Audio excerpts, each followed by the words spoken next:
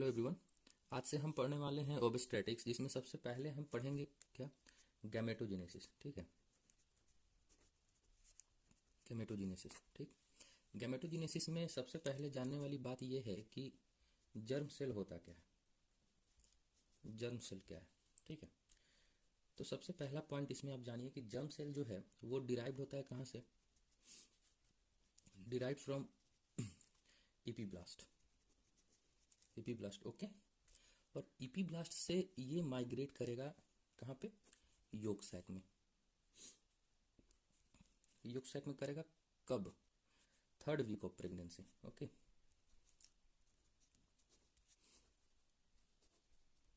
3rd week of pregnancy, right. 3rd week of pregnancy से जो germ cell derive हुआ वो योक सैक तक पहुंचा। अब इसके बाद ये पहुंचेगा कहाँ पे, गोनेडल रीच तक। कब पहुंचेगा, 6 वीक्स ऑफ प्रेगनेंसी तक। ओके, यहाँ तक पहुंचा 6 वीक में। और 6 वीक के बाद, सबसे 6 वीक के बाद ये कहाँ जाएगा, यहाँ से ही 6 वीक में होता है सेक्स डिटर्मिनेशन। लेकिन उसके पहले हम ये जानते हैं कि 6ठा वीक में जैसे ही ये पहुंचता है गोनेडल रीच तक, यहाँ पर जो जर्म सेल है, जर्म सेल है वो क्या हो जाता है, बाइपोटेंशियल हो जाता है। ठीक है, POTENTIAL, बाइपोटेंशियल होता है। ओके, अब देखो ये बाइपोटेंशियल तो हो जाता है, इसका मतलब क्या है कि यहाँ पे नोट कर लीजिए कि 6 वीक में ही हम डिटरमाइन कर पाएंगे कि लड़का है या लड़की है। ठीक है, वो कैसे करेंगे, तो जो सेक्स डिटर्मिनेशन है, सेक्स डिटर्मिनेशन है, ये किस पे डिपेंड करेगा, ये करेगा आपको वाई क्रोमोजोम पे।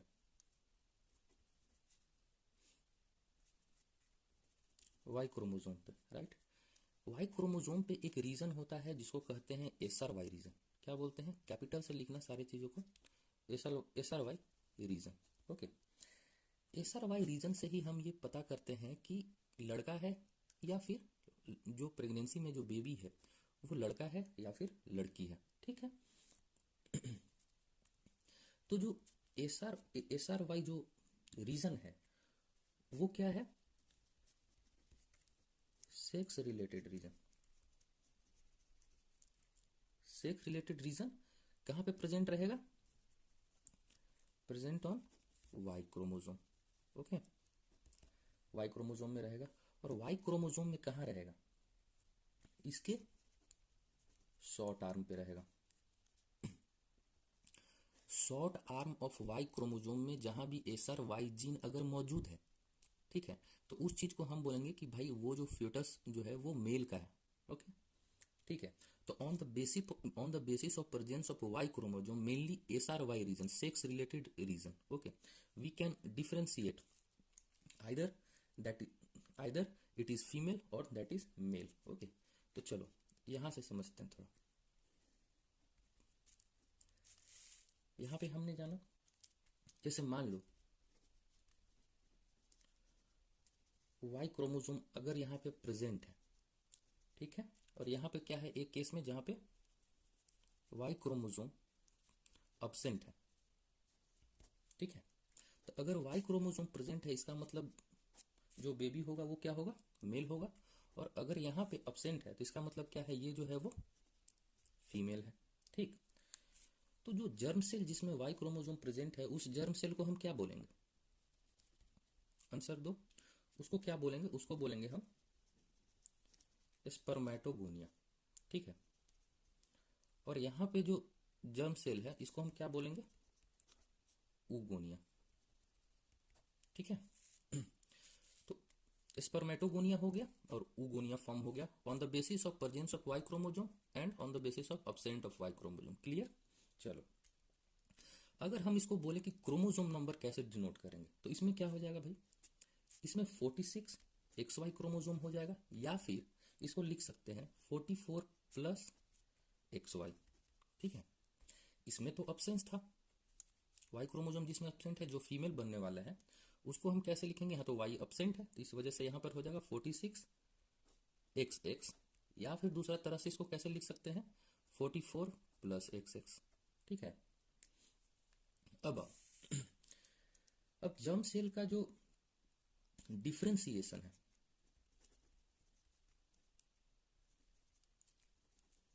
डिफ्रेंसिएशन किसका, जर्म सेल का, जर्म सेल का डिफ्रेंसिएशन जो है, जिसको कि गैमेटोजेनेसिस भी बोलते हैं इस प्रक्रिया को, गैमेटोजेनेसिस। ठीक है। अब इसका जो डिफ्रेंसिएशन है दो तरह से करेंगे। कैसे, इसमें दो तरह का सेल डिवीजन होगा। कौन कौन सा सेल डिवीजन होगा भाई, तो two types of cell division. Okay. जो सबसे पहला सेल डिवीजन होगा वो क्या होगा, वो होगा माइटोसिस। ठीक है। और ये हो जाएगा मियोसिस। बहुत बेसिक सी बात है, यहाँ से अब स्टैटिक्स का स्टार्टिंग कर रहे हैं हम। ठीक है। तो माइटोसिस हो गया, मियोसिस हो गया, सिंपल शॉर्ट फॉर्म में समझते हैं, ज़्यादा टाइम वेस्ट नहीं। इसमें क्या होगा, क्रोमोसोम का जो नंबर है वो क्या हो जाएगा, सेम हो जाएगा। ठीक है।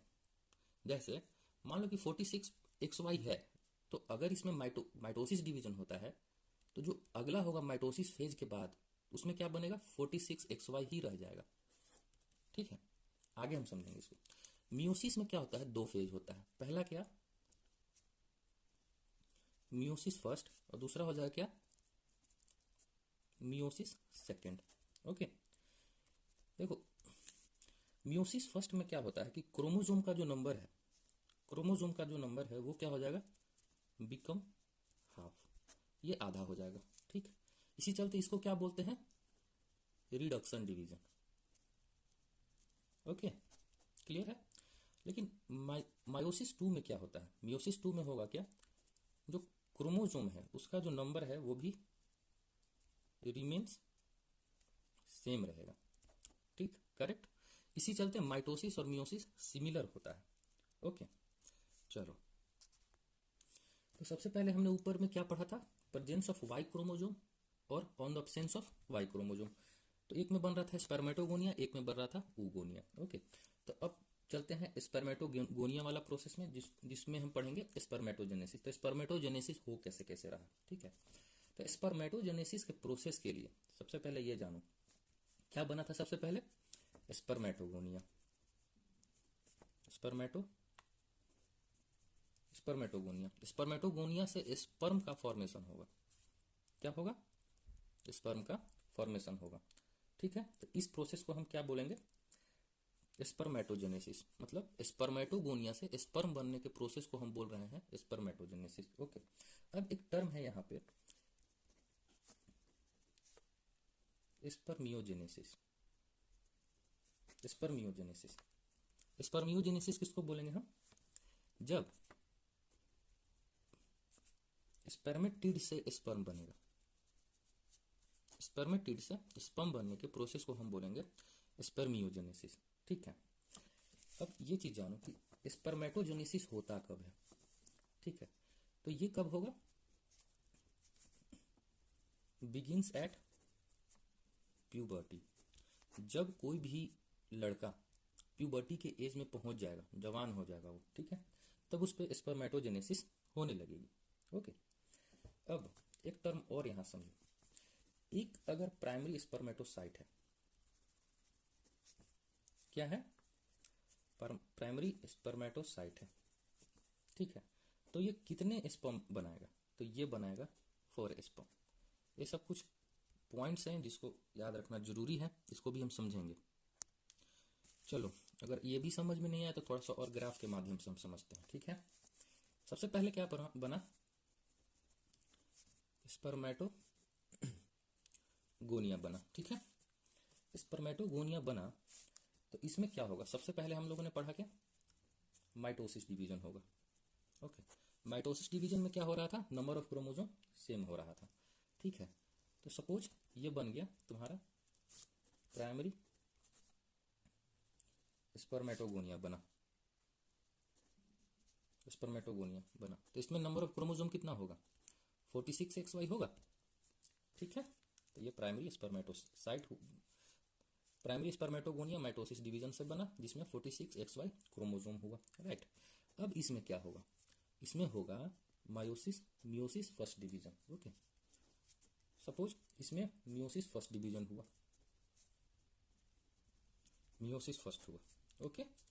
अब मियोसिस फर्स्ट में क्या है, इसका जो क्रोमोसोम नंबर है ये आधा हो जाएगा, क्योंकि हमने पीछे बात की थी कि ये एक रिडक्शन डिवीजन है जिसमें क्रोमोसोम नंबर हाफ हो जाता है, ठीक। तो इसमें क्रोमोसोम का नंबर हो जाएगा हाफ, एक तरफ हो जाएगा 23X और दूसरी तरफ हो जाएगा 23Y, ठीक है। अब मियोसिस फर्स्ट के बाद सबसे पहले फिर क्या होगा, मियोसिस सेकंड होगा, होगा कि नहीं होगा, बिल्कुल होगा, ठीक है। तो मियोसिस सेकंड जैसे ही हो रहा है तो ये भी बना, ये भी टूटा, ये भी टूटा और ये भी टूटा, ठीक है, करेक्ट। लेकिन मियोसिस सेकंड में हमने क्या बात किया था, मियोसिस सेकंड इसमें हमने क्या बात की थी कि नंबर ऑफ जो क्रोमोसोम है वो सेम ही रहेगा, मतलब यहाँ पर 23X ही रहेगा और यहाँ पर भी 23X ही रहेगा, यहाँ पे भी 23Y रहेगा और यहाँ पे भी 23Y ही रहेगा। यहाँ तक क्लियर है, ठीक है। तो मियोसिस फर्स्ट के बाद जो मियोसिस सेकंड हो रहा है ये क्या बना के दे देगा हमको, स्पर्मेटिड बना के दे देगा। क्या बना के दे देगा, स्पर्मेटिड बन गया यहाँ पे, ठीक है, समझो चीजों को, ठीक। अब स्पर्मेटिड से जो ट्रांसफॉर्मेशन हो रहा है, ठीक है, जो ट्रांसफॉर्मेशन हो रहा है,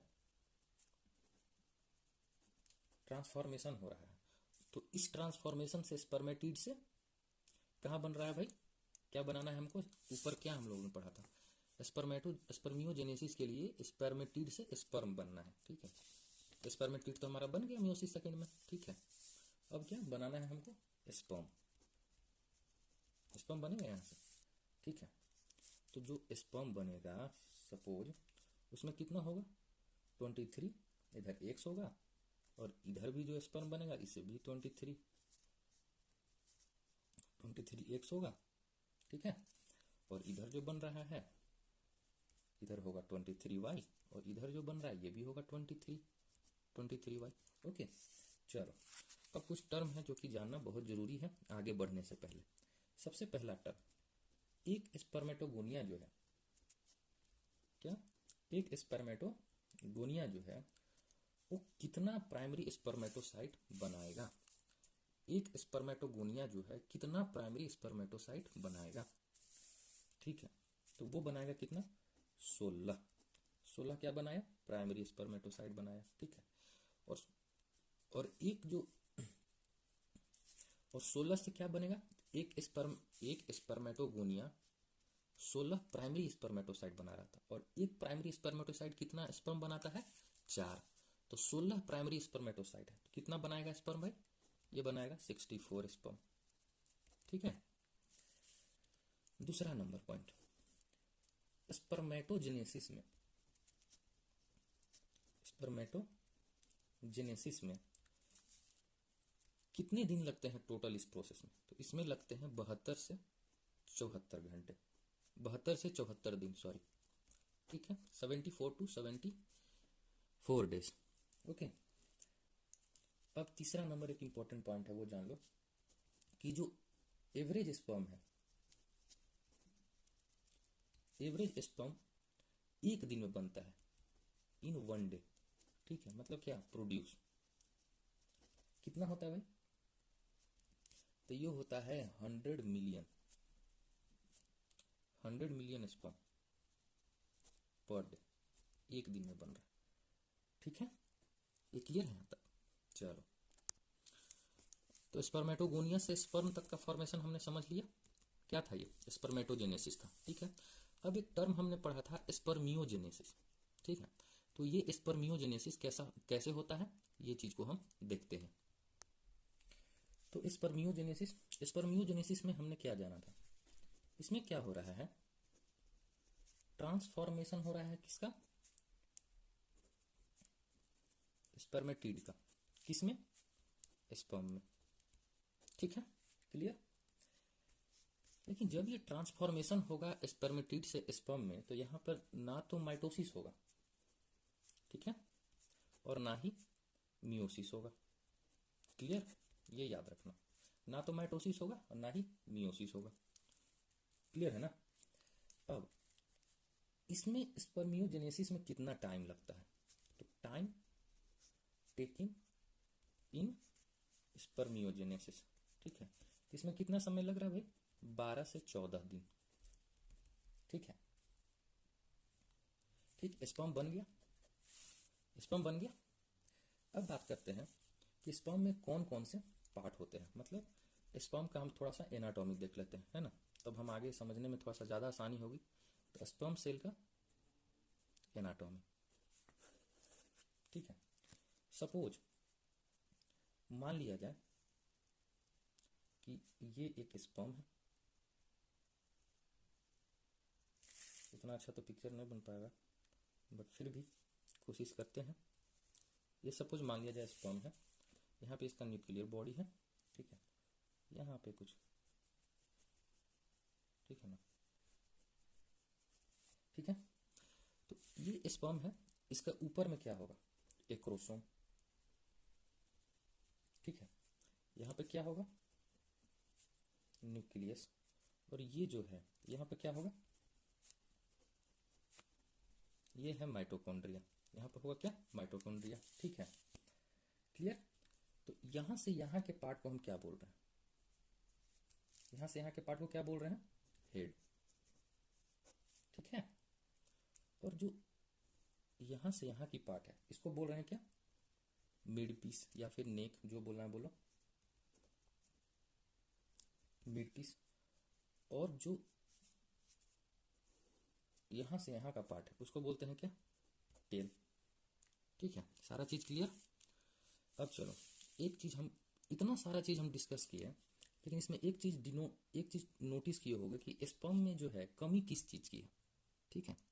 न्यूक्लियस है, एक्रोसोम है, सब कुछ है, माइटोकॉन्ड्रिया भी है, लेकिन एक चीज की कमी थी, क्या है वो, तो वो है इसमें सबसे पहला कमी होता है इंडोप्लाज्मिक रेटिकुलम का, स्पेशली कौन सा, आरईआर, रफ इंडोप्लाज्मिक रेटिकुलम। इसका क्या है काम, इसका काम है प्रोटीन बनाना, ठीक है, प्रोटीन को सिंथेसाइज करना, ओके।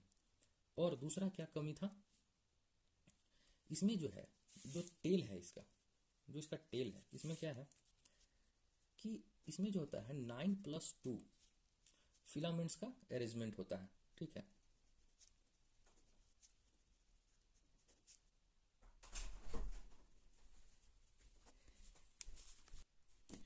क्लियर है, ठीक है। मतलब ये है कि जो टेल में होता है वो फिलामेंट्स होते हैं, ठीक है, और जिसका अरेंजमेंट जो है 9+2 फिलामेंट्स के अरेंजमेंट के फॉर्म में होता है, ठीक है। चलो अब जानते हैं कि जो स्पर्म का लेंथ है वो कितना होता है। तो स्पर्म का जो लेंथ है वो 55 to 60 माइक्रोन्स है, माइक्रोन्स है, ओके। तो एक जो स्पर्म है, सेकेंड नेक्स्ट पॉइंट, एक जो स्पर्म है वो फर्टिलाइज होने में मतलब क्या होगा,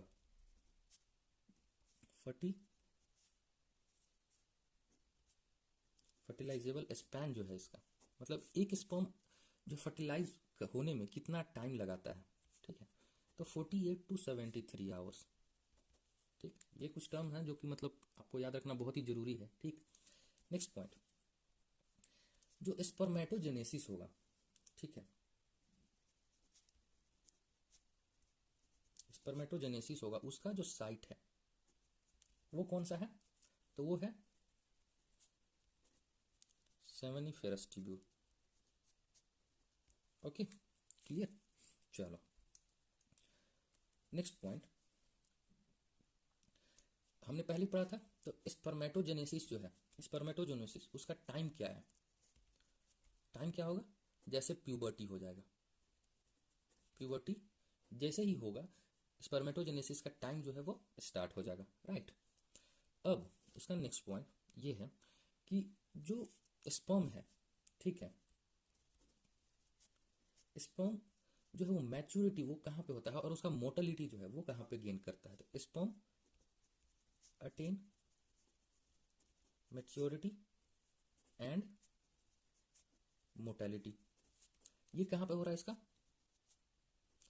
कॉर्डल एंड में, कहाँ हो रहा है, caudal end of epididymis. Clear है? चलो ये चीज तो हो गई। नेक्स्ट पॉइंट, जो स्पर्म है, मोटिलिटी तो इसमें हो गया, ठीक है, लेकिन कौन सा ऐसा जीन है जो कि स्पर्म को हेल्प करता है, ठीक है, या रिस्पॉन्सिबल होता है उसके मोटिलिटी के लिए, ठीक है? तो gene for motility of sperm, okay, तो इसको कहते हैं कैट स्पर जीन। क्या बोलते हैं? Cat, SPER, CatSper gene, ठीक है, ये तो जीन हो गया। नेक्स्ट पॉइंट, आयंस, ठीक है, रिक्वायर्ड फॉर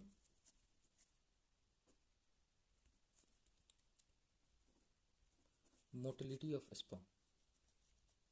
कौन सा आयन है जो कि स्पर्म के मोटिलिटी के लिए रिस्पॉन्सिबल होता है? तो ये है कैल्शियम। कैल्शियम आयन जो है, इसकी वजह से ही स्पर्म में मोटिलिटी आती है। ओके, चलो नेक्स्ट पॉइंट, अगर स्पर्म वेजाइना में इंटर कर लेता है, ठीक है, if sperm enters into the vagina then how much time it will take to reach ampulla of the fallopian tube. ठीक, तो इसमें क्या लिखेंगे? Time taken, time taken for sperm to reach ampulla of fallopian tube. कितना होता है? Only 30 minutes. ठीक है, चलो ये क्लियर है। अब हम लोग आगे देखेंगे कि एक स्पर्मेटोजेनेसिस में कौन कौन सा हार्मोन है जो कि उसको सपोर्ट करता है स्पर्मेटोजेनेसिस के लिए। ठीक है, तो चलो आगे बढ़ते हैं, तो देखते हैं hormonal support of spermatogenesis. Okay, hormonal support of spermatogenesis. ठीक है, कैसे कैसे स्पर्म का जो हार्मोन है वो काम करता है। ठीक है, तो सपोज ये सबसे ऊपर है, वो कौन होता है? हाइपोथैलेमस, सबका बाप, हाइपोथैलेमस। ठीक है, हाइपोथैलेमस जो है वो क्या करेगा? GnRH, gonadotropin releasing hormone. ठीक है, GnRH की मदद से ये क्या करेगा? ये है एंटीरियर प्यूटिट्री। ठीक है, क्या है ये? एंटीरियर पार्ट ऑफ प्यूटिट्री, पोस्टीरियर नहीं, पोस्टीरियर सिर्फ स्टोर करने का काम करता है, ये क्या क्या करेगा? सेक्रेट करने का। ठीक है, तो एंटीरियर प्यूटिट्री। ओके, चलो एंटीरियर प्यूटिट्री, जब हाइपोथैलेमस एंटीरियर प्यूटिट्री को GnRH के माध्यम से जब स्टिमुलेट किया तो एंटीरियर प्यूटिट्री क्या करेगा? दो हार्मोन प्रोड्यूस करेगा। कौन कौन? FSH, फॉलिकुलर स्टिमुलेटिंग हार्मोन, और दूसरा करेगा कौन सा? LH, luteinizing hormone. ठीक है, अब इसके आगे का प्रोसेस, चलो FSH पहले देखते हैं। FSH कैसे सेक्रेट होगा? FSH जो है वो करे कौन सा? Sertoli cell. ठीक है, फॉलिकुलर स्टिमुलेटिंग हार्मोन क्या करेगा? सर्टोली सेल को स्टिमुलेट करेगा। ठीक है, अब सर्टोली सेल यहां से क्या करेगा? ये दो हार्मोन सेक्रेट करेगा। पहला कौन सा? इनहिबिन B, और दूसरा ABP। ठीक है, तो यहां पे ABP सीक्रेट किया। क्या हुआ ABP? Androgen binding protein. Androgen binding protein क्या होता है? ये एक तरह का ग्लाइकोप्रोटीन है। कहां से सीक्रेट होगा? ये सर्टोली सेल से सीक्रेट होगा। ठीक है, और कहां पे होगा? सिम्निफेरस ट्यूब्यूल ऑफ टेस्टिस। ठीक है, ये किस चीज के लिए बाइंडिंग काम करता है? ठीक है, तो ये जो है स्पेसिफिकली जो बाइंड होता है वो टेस्टोस्टेरोन से बाइंड होता है। ठीक है, क्लियर? चलो, लेकिन अगर सपोज इनहिबिन B और एंड्रोजन बाइंडिंग प्रोटीन, ये दो प्रोटीन जो है ये सेक्रेट हुआ यहाँ पे, लेकिन अगर मान लो कि फॉलिकुलर स्टिमुलेटिंग हार्मोन जो है वो अगर ज्यादा सेक्रेट हो जाए, तो ज्यादा भी सेक्रेट नहीं होने देना है। ठीक है, तो ये क्या करेगा? इनहिबिन B वहां पे जाएगा। ठीक है, और फॉलिकुलर स्टिमुलेटिंग हार्मोन को इनहिबिट करेगा कि भाई अब तुम यहां से प्रोड्यूस करना कम करो। राइट? ठीक है, चलो अब आते हैं ल्यूटिनाइजिंग हार्मोन पे। ठीक है, ल्यूटिनाइजिंग हार्मोन क्या करेगा? ये करेगा लीडिंग सेल प्रोड्यूस करेगा। ओके, लीडिंग सेल क्या करेगा, ये बनाएगा टेस्टोस्टेरोन। क्या बनाएगा, और टेस्टोस्टेरोन जो है वो क्या करेगा, वो करेगा स्पर्मेटोजेनेसिस।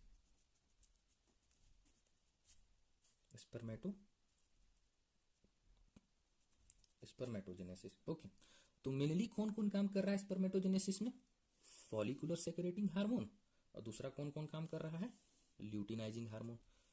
तो these are the two most important hormone who are playing the important role in formation of sperm, ठीक है, और स्पर्मेटोजेनेसिस, राइट। ठीक है, अब यहाँ पे एक चीज समझते हैं, स्पर्मेटोजेनेसिस के द्वारा स्पर्म का फॉर्मेशन तो हो गया, ठीक है। अब जो स्पर्म को है उसको सुरक्षित भी तो रखना है, ठीक है। तो यहाँ पे सुरक्षित रखने के लिए एक टर्म आता है जिसको हम बोलते हैं क्या, ब्लड टेस्टिस बैरियर। क्या बोलते हैं, ब्लड टेस्टिस बैरियर। ओके, तो ब्लड टेस्टिस बैरियर में क्या होता है, ब्लड टेस्टिस बैरियर में जो सटोली सेल है,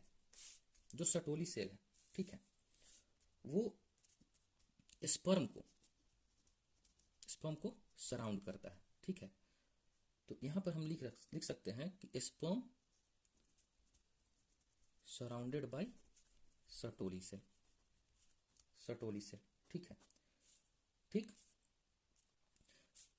एक टाइट जंक्शंस के द्वारा जो है स्पर्म को सराउंड किए हुए रहता है, टाइट जंक्शन के द्वारा। ओके, अब सटोली सेल करेगा क्या, सटोली सेल करेगा कि ये प्रिवेंट करेगा, ठीक है, प्रिवेंट एस्केप ऑफ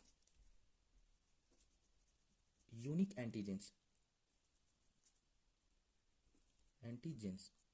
ठीक है, एंटीजेंस क्या चीज, जो भी दिख जाए, ठीक है, जैसे फॉरेन बॉडी को भी दिख जाए, फॉरेन बॉडी कोई भी दिखे, ठीक है, तो ये उसे बचाने का काम करेगा, ठीक है। जैसे ही फॉरेन बॉडी दिखता है वो क्या करेगा, एक्टिवेट करेगा किसको, इम्यून सिस्टम को, इम्यून सिस्टम को एक्टिवेट करेगा, ठीक है।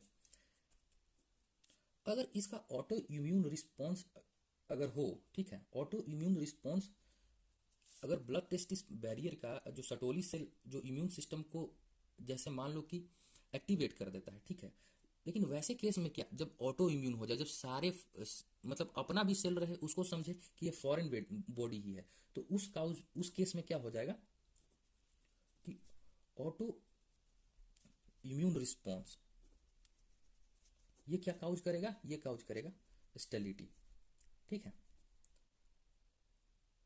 स्टेरिलिटी काउज करेगा, ठीक है। चलो ये चीज क्लियर। तो स्पर्म क्या है, ये सराउंड किया, स्पर्म को सराउंड किया कौन, सर्टोली सेल, एक टाइट जंक्शन के द्वारा, ठीक है। ये क्या काम करेगा, जो फॉरेन बॉडी है, जो यूनिक एंटीजेंस को डिटेक्ट करेगा और उनको मारेगा, ठीक है। उस केस में क्या, जब ऑटो इम्यून ही जैसे उस केस में क्या, जब ऑटो इम्यून रिस्पॉन्स एक्टिवेट हो जाएगा तो पर्सन जो है वो स्टेराइल हो जाएगा, ठीक है, स्टेरिलिटी का यूज करेगा, क्योंकि वो खुद के ही बॉडी को वो समझेगा कि नहीं भाई ये जो है फॉरेन बॉडी है, मतलब स्पर्म को किलिंग करना स्टार्ट करेगा। ओके, हाँ।